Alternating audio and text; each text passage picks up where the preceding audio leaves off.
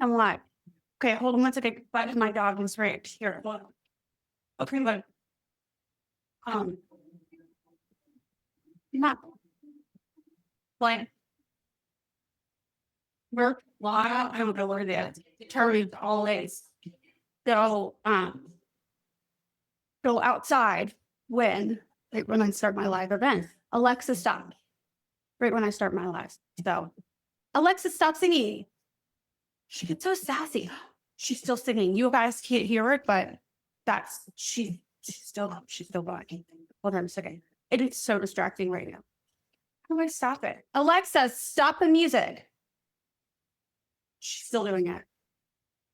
I don't know why she's so sassy. Sometimes it's not always, but right now, so I have to go like take there. Okay, I got it through the hour. Hey, what's that? Oh, let me see if I can sing. You hear me? Let me just.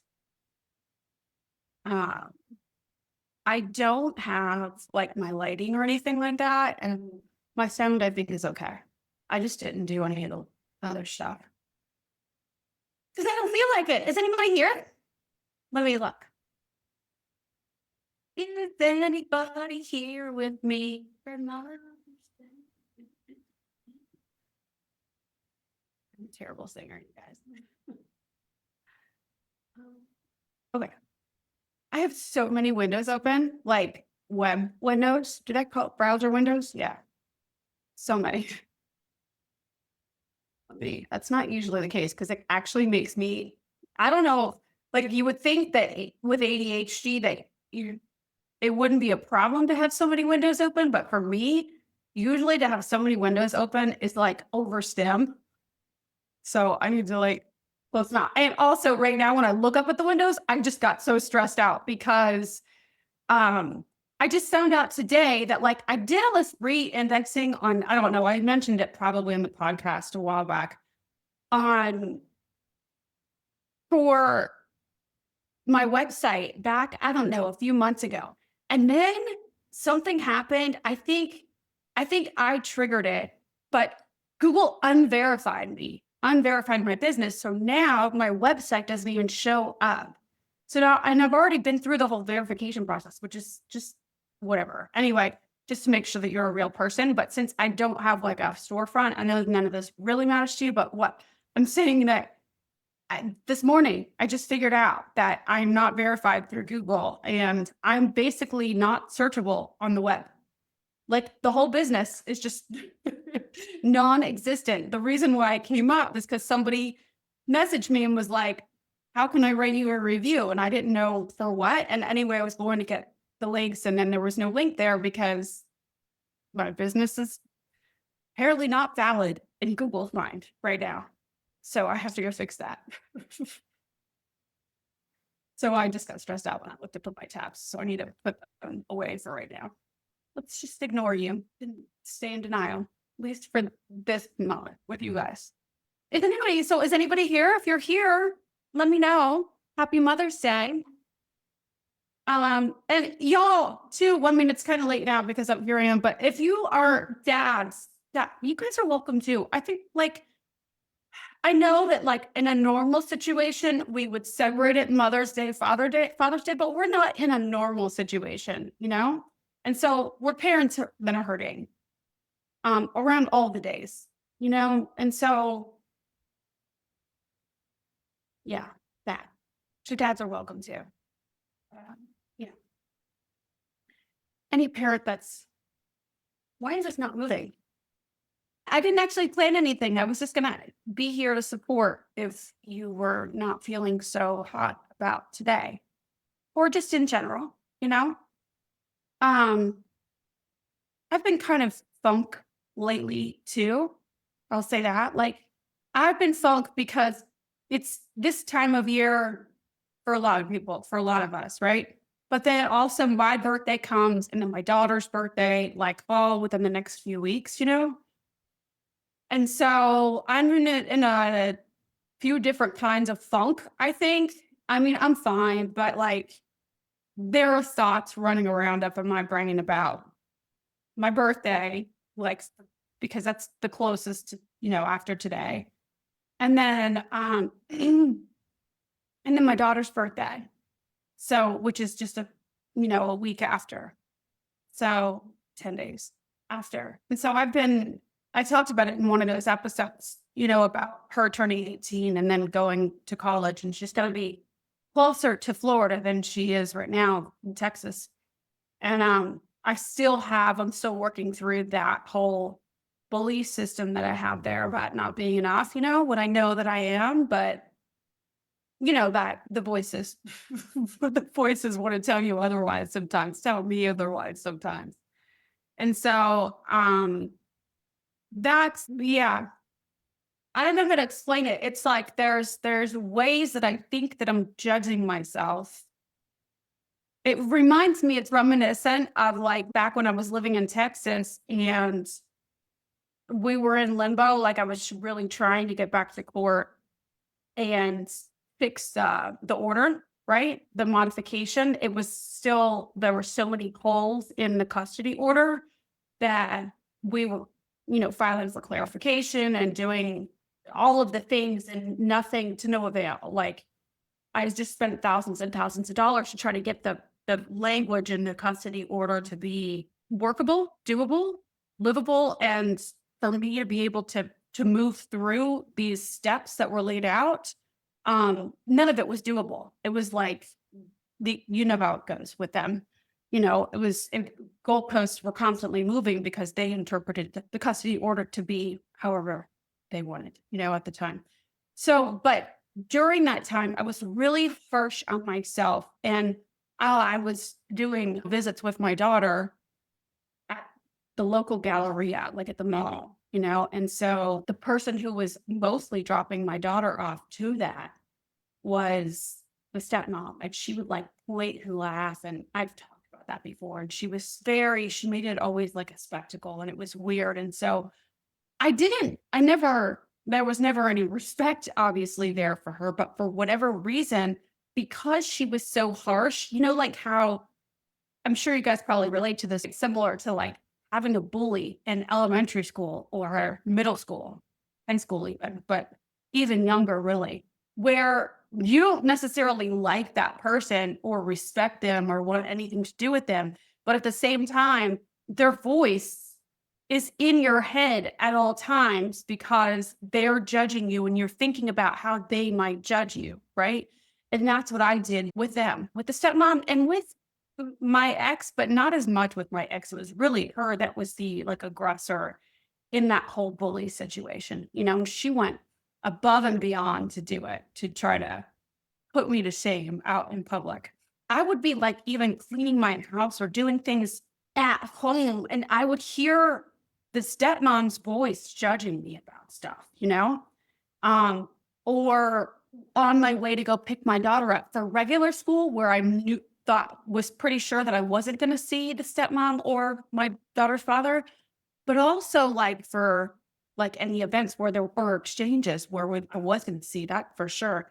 I was always judging myself through her lens, her voice, which was miserable experience. It was like I couldn't get that out of my head, like this bully voice out of my head. And I was wondering, I again did not respect her, did not value her opinion at all. Yet that was the first place I went when I would look at myself and think, am I dressed appropriately?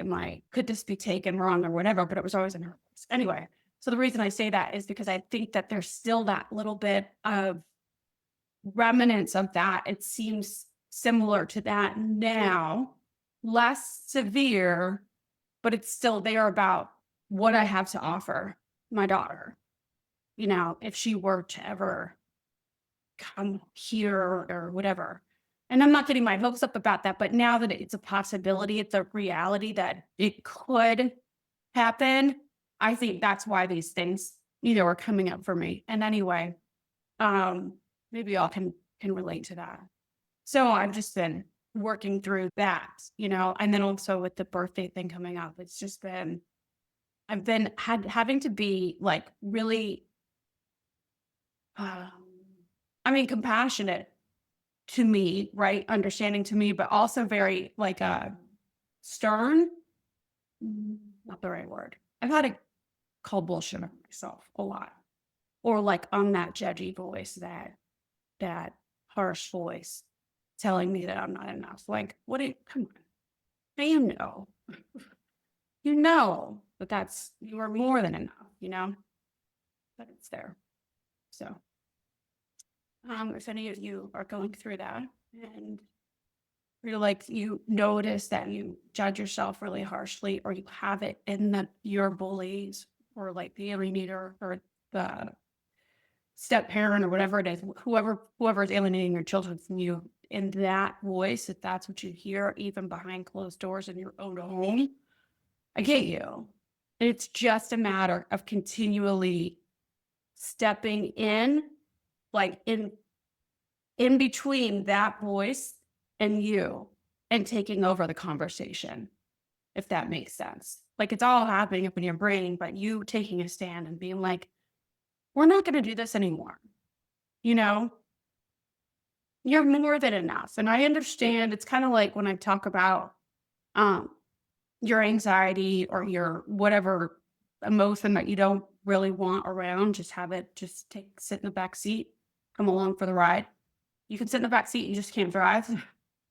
Same thing with that judgy voice. Sure, you can get back there. I know that judgy voice is not those people. That's just the traumatized part of me that's playing that out for my protection. But I don't also have to,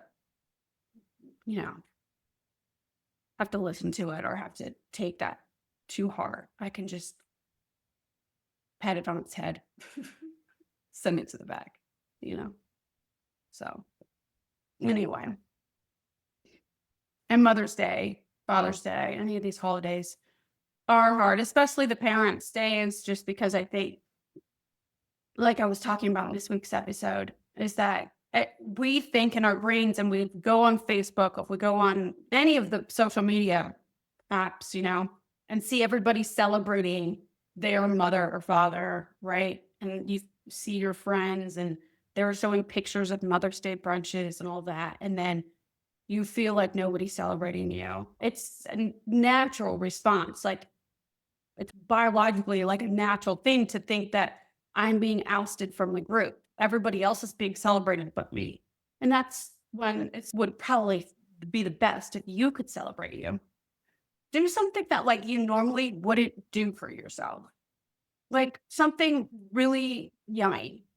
And like, I was going to say decadent, eat something like good, but that's not always a loving thing to do. So maybe if that's not like a thing for you, you don't always turn to food, then maybe, yeah, treat yourself to something yummy to eat, but also like just love yourself today. Go get yourself a pedicure or give yourself a pedicure or manicure, or go take a walk on the best trail around you, not just the easiest one, go do something that you wouldn't normally make yourself a picnic, go buy something that you wouldn't normally spend the money on you for,